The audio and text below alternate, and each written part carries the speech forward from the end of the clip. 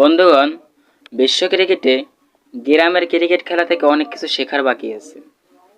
কেননা আপনি দেখবেন বিশ্ব ক্রিকেটে যতদিন ধরে খেলা চলতেছে তারা শুধু কয়েন দিয়ে টস করতেছে, এতটা খয়রাতি তারা।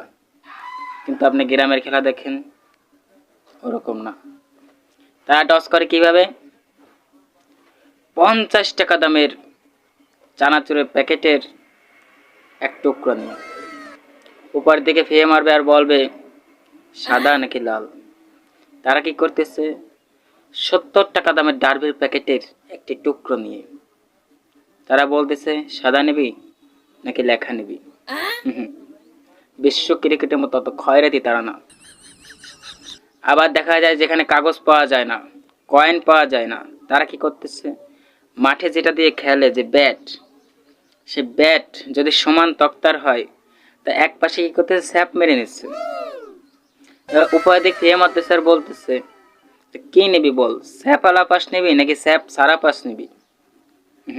এরকম ভাবে টস হয়।